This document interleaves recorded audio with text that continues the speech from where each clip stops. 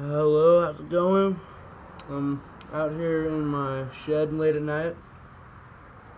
I pretty much got a lot of my completely Abo made points and Abo made preforms.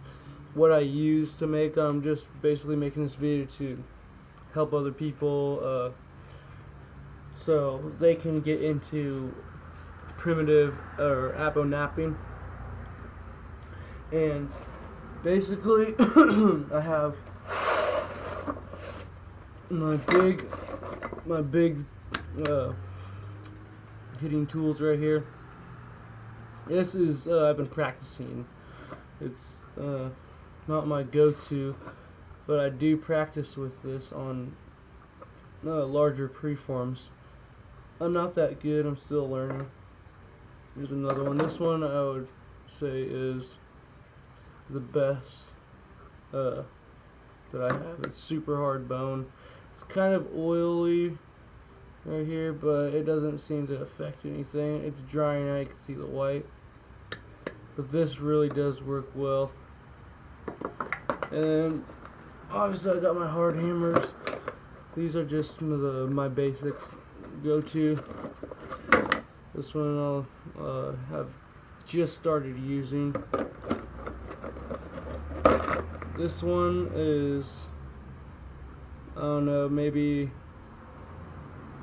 2.5 pounds, 2 pounds, maybe 3, I'm not really sure. But yeah, this one's a very good one. It gets big, thin flakes. Limestone for me and sandstone seem to work the best. You can see this one, I've used this one so much. You can see where it's been hit. I even use it as for braiding. You can see the same size. It looks the same exact as the other one.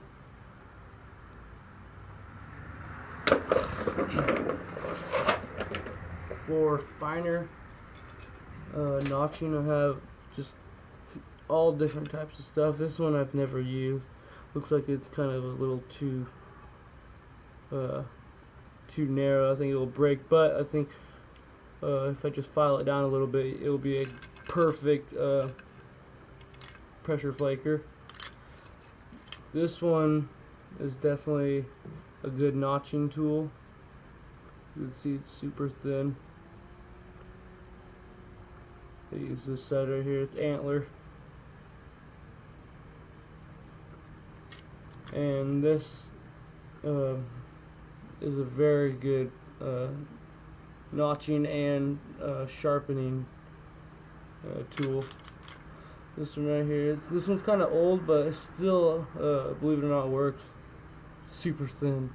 I wouldn't use it for notching, but just for like the tips and resharpening or finishing. And this is a super thick bone, super hard. It's been tempered. It's been definitely well seasoned.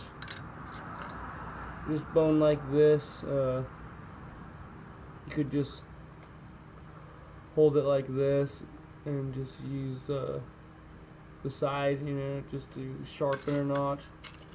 This right here is a elk leg bone. You can see how thick it is. And I got all of the middle of where the marrow was. It's completely gone. You can see it's still super thick. And this is one of my favorite tools for sharpening and finishing stuff up. I had it in a thing, but it got hot and it fell out. Here's a rib bone to I think it's a bull or a cow. That'll also work. Here's some preforms that I'm working on. I just make different style preforms, and when I think that it's almost good enough to be put away, I just put it aside and then wait until I have nothing to do. Here's a good example of a preform. It's good symmetry. It's straight edges, not bad at all. And this is just a preform. And these are all done Aboriginal style tools, or primitive tools, natural tools, whatever you want to call it. Here's a very cool piece. I was just going to make this a little fulsome, or a mini Clovis. And with this, it's actually the only piece of obsidian I've ever found where I gather my obsidian from in California. I live in Oregon, so we go to California, and I don't know if you can see that. Dang it, it's too bright. But it's completely translucent. It's a very strange color. It's not just see-through. It's I don't know. It kind of looks like ice almost. It's really bizarre. I was saving this for a rainy day. Another preform. I was practicing getting on, making them wide, but thin as well. Let's see, I don't know what I'm gonna make with this, but I just knocked it out real fast. Actually, not real fast. This one actually took me a good 30 minutes. Another little preform. I like to get them nice and straight, and I usually stop on my preforms when it's straight and it's relatively thin, and it's just all around good symmetry. Here's one that was just a flake, and I was doing edge flaking. I don't know if you can see that. This side almost was pretty much done, and then I did the other side. I was trying to edge flaking, and then I busted this. I went overshotted. Went literally right across and busted off the whole piece. The whole other side, you can see that. And usually with stuff, I don't know, like this or this, I just use just basic flakes that I've knocked off. You can see the bulb percussion where these were hit, and you can see how they travel. They always travel by expanding most of the time, if you do it right. Yeah, you can see these points I always try to keep the length, which is not too hard for me anymore. It's just the width that's hard.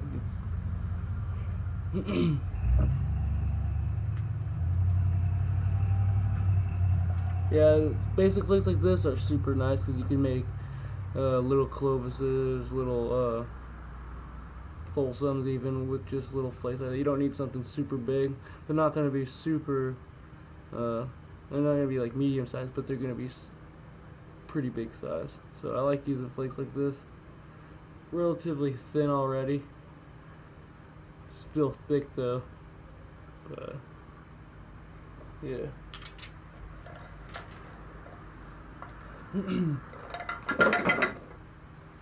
Here's a super hard, I'm pretty sure it's ocean spray, that's what it's called, or airwood. Super tough wood from the very base of the tree where it was grown, and it's hard. I was going to use this for a punch for fulsums and Clovis points.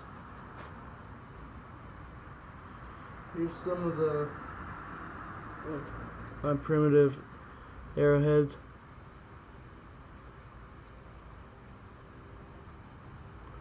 This one I did probably a year ago. I've never made one like this since.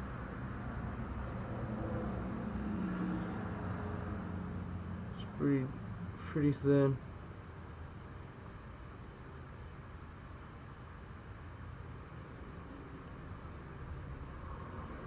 Here's I was gonna make this for an atlatl.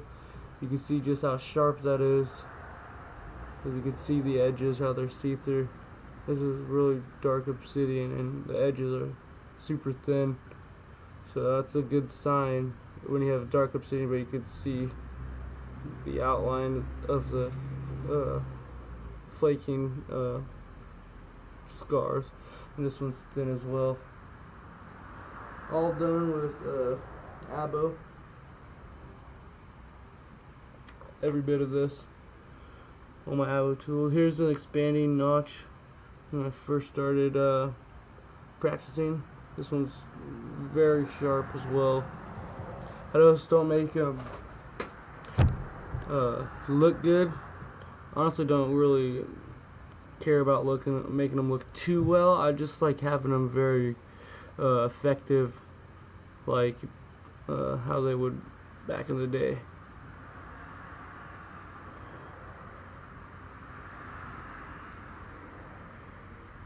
And this one is going to be a spear point, definitely. Here's a atlatl dart. I would like to say that this is probably would be a smaller atlatl dart, but it's super sharp and it's ready to go. A lot of my points are really sharp.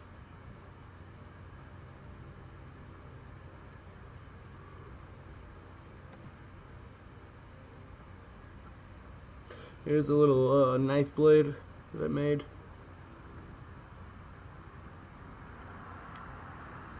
I just used a little hammerstone, hard hammerstone, and an antler beam.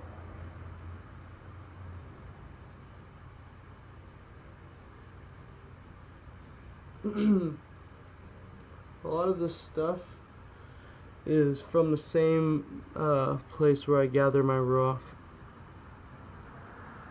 My grandfather gave me a hint in the location right before the last time I seen him, and then he passed away, and I'm very grateful because he's told me that the tribe's been going there. The Modoc Native Americans have been going there for thousands of years, and I went to this place where our ancestors literally gathered, and also a lot of other Native Americans, I'm assuming it went there, but I know especially our tribe because it was right in the Modoc vicinity, right where they lived.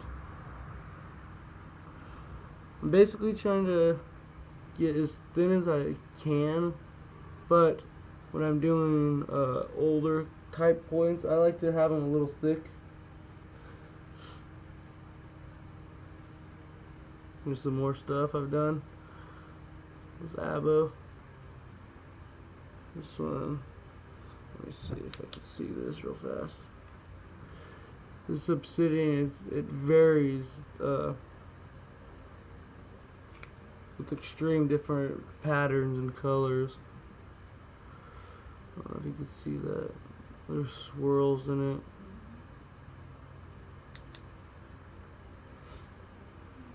And this knife I made, I think I've showed this on here before, but this was completely done using primitive tools.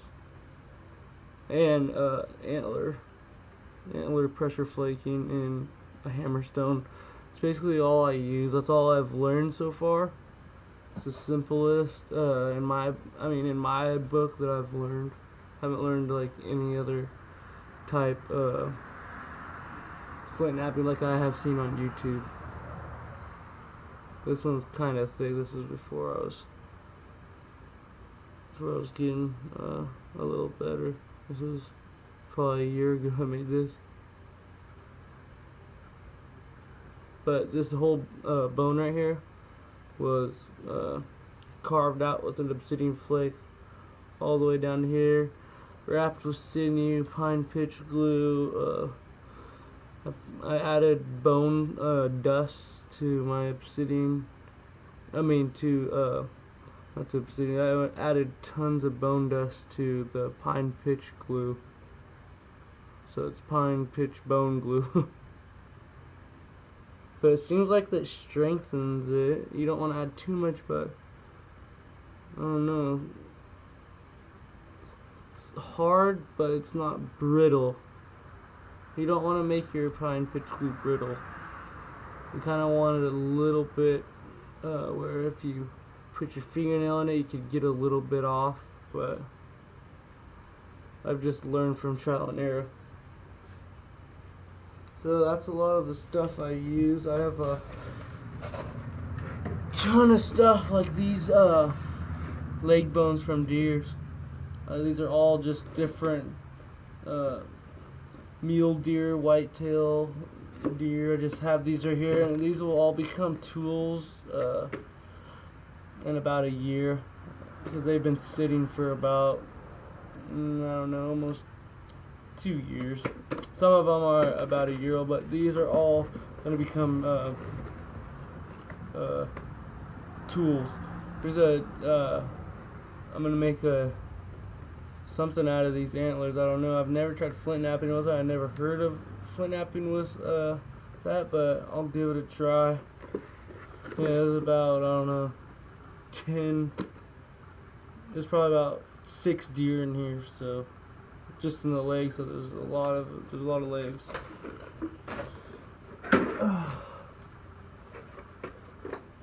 And I have this right here. This is just a whole stash of different bones that I've found in the woods. Literally, I found this in the woods, but it's too soft, except for literally right here, all the way up to here. That's about it. And these are really, really dry, and this is pretty old, so I just kept this for decoration. Here I was gonna use this, try to make a Clovis fluting device out of this bone. I just sawed it off. I found this in the woods too. I'm not sure what it is. I'm guessing someone just dumped a bull or a cow or a buffalo carcass. I don't know, but this was a huge bone. I just have so many different bones just from walking around. Here's a really nice piece of a well-seasoned bone. I found laying in the woods. Something cracked it open. It's kind of bizarre because there's no primates where we live, and this was just kind of like cracked open, like someone used to rock, like it was the hairy man, Bigfoot. But yeah, I found a whole bunch of pieces. This is a big piece of bone. It was just cracked open, just laying in the middle of nowhere. You can see how thick this bone is. I was gonna make tools out of this. You could just saw it, obsidian flake, just keep going, bust it, and then keep going, and then just sand it down on a hard sandstone or granite. But these are, yeah, literally tons of bones I have. These will all be made flint knapping tools, not just flint knapping tools, but a whole bunch of stuff. So anything like this, bone, antler, teeth. Sorry about that. I don't know what they were doing, but all of these will become good tools. I like actually using bone a lot over antler for like sharpening the finished product. But that's just some stuff. I'll have more flint knapping videos with me, and I'll have me making more tools and different designs that I've came up with and that I've learned from other people. But alright, thanks. Have a good one.